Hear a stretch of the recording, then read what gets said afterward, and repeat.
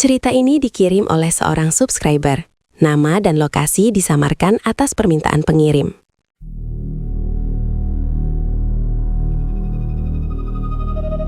Aku punya sahabat dekat namanya Dita. Kami kenal sejak SMA. Orangnya ceria, tapi agak sensitif. Tahun 2022 lalu, Dita mengalami kecelakaan motor saat pulang kerja. Dia meninggal di tempat. Aku masih ingat jelas malam itu. Aku orang pertama yang dihubungi keluarganya, karena namaku ada di panggilan terakhir di HP Dita. Sejak kepergiannya, aku nggak pernah hapus chat WhatsApp kami. Entah kenapa, rasanya seperti dia masih ada. Nomornya juga masih kusimpan. Foto profilnya kosong, terakhir online ya hari dia meninggal. Semua terasa biasa saja, sampai satu malam. Jam menunjukkan pukul 01.17 dini hari. Aku terbangun karena notifikasi WhatsApp. Awalnya aku pikir cuma notifikasi grup. Tapi begitu kulihat layarnya, Dita. Jantungku langsung berdebar. Kupikir mungkin nomor itu sudah dipakai orang lain. Tapi yang bikin aku merinding, isi pesannya cuma satu kalimat. "Rin, kamu masih simpan foto itu?" Tanganku langsung dingin.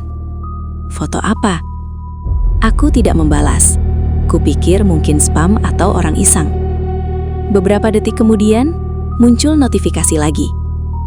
"Jangan kasih siapa-siapa." Di situ aku mulai merasa ada yang aneh. Karena hanya aku dan Dita yang tahu tentang foto itu.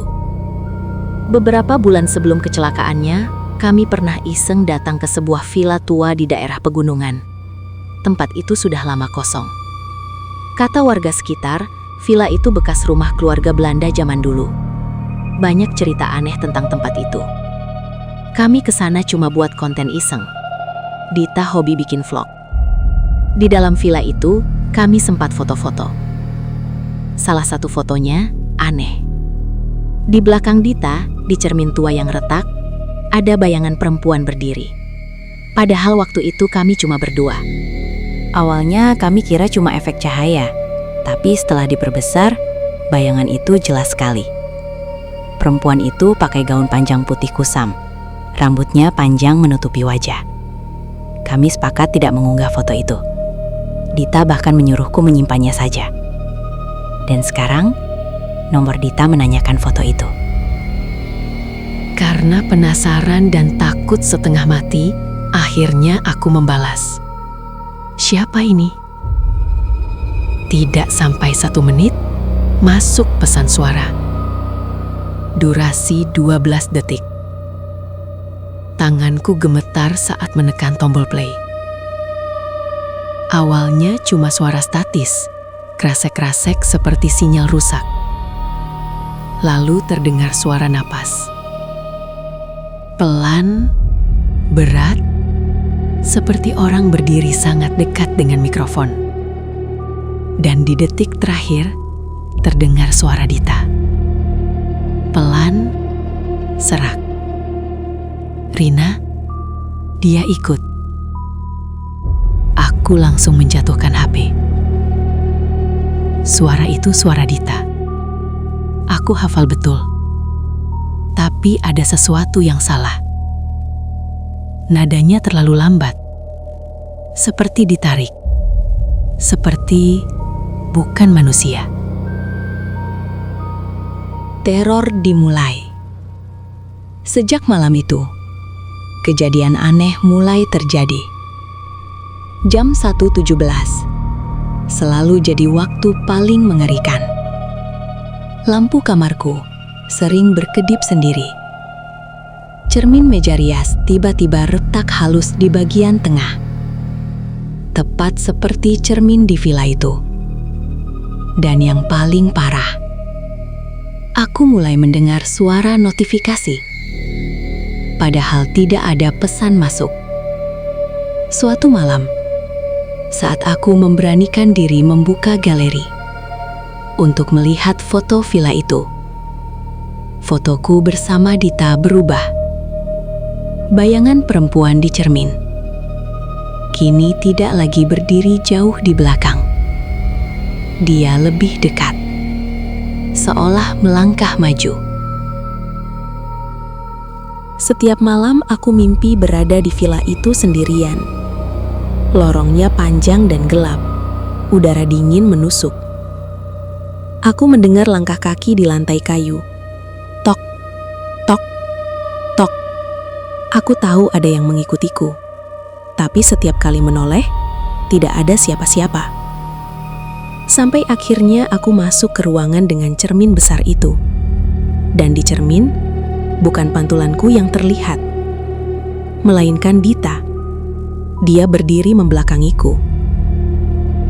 Pelan-pelan dia menoleh. Wajahnya pucat, matanya hitam seluruhnya. Dan di belakangnya, perempuan bergaun putih itu berdiri sangat dekat. Tangannya berada di bahu Dita. Saat aku terbangun, tepat pukul 01.17. Dan WhatsApp kembali berbunyi. Balikin. Hanya satu kata. Aku gemetar. Aku balas. Balikin apa? Tidak ada jawaban.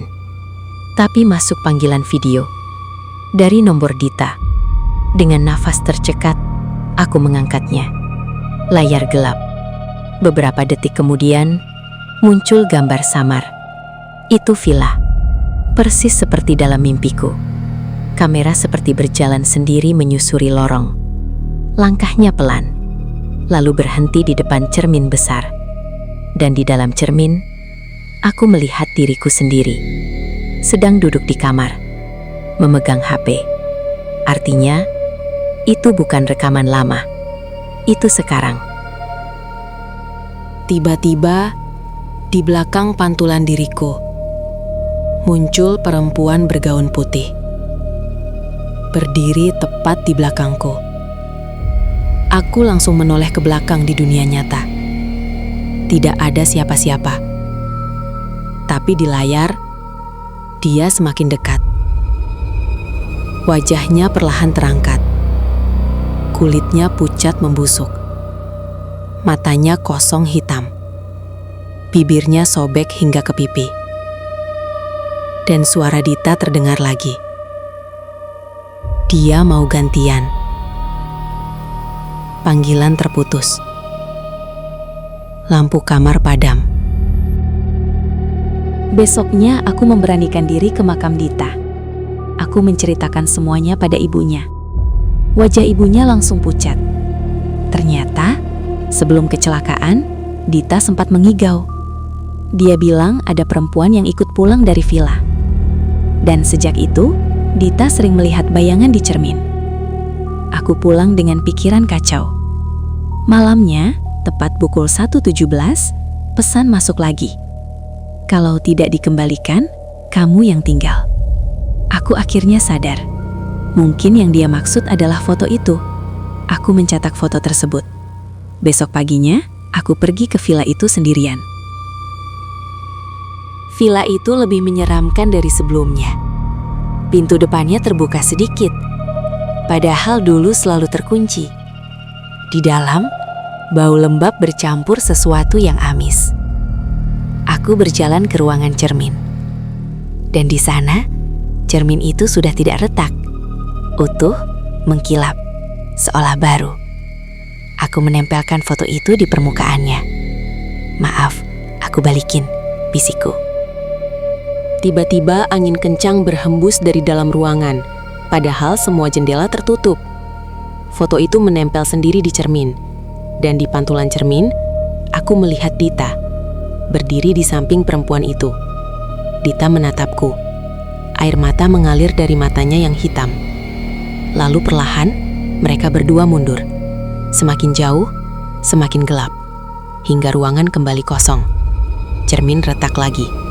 Kali ini pecah seluruhnya. Setelah itu, nomor Dita tidak pernah mengirim pesan lagi. Tapi ada satu hal yang sampai sekarang tidak bisa kujelaskan. Beberapa hari setelah kejadian itu, aku mengganti HP. Saat login ke WhatsApp, nomor Dita sudah tidak ada di kontakku. Riwayat chat kami hilang semua, seolah tidak pernah ada. Padahal aku tidak pernah menghapusnya. Dan yang lebih aneh, foto villa itu juga hilang dari galeri. Kecuali satu, selfie terakhir kami sebelum pulang hari itu. Tidak ada bayangan apapun di belakang. Tapi jika diperbesar, di sudut paling kanan bawah foto, ada tangan pucat kecil, seolah mencengkram tepi frame. Aku sudah mencoba melupakan semuanya. Tapi setiap tanggal kematian Dita, jam 1.17, HP-ku selalu bergetar sekali. Tanpa notifikasi, tanpa pesan, hanya getaran. Seolah ada yang memastikan aku masih ingat. Jika kalian punya pengalaman serupa, tulis di kolom komentar. Dan buat Rina, semoga kamu selalu dalam perlindungan Tuhan.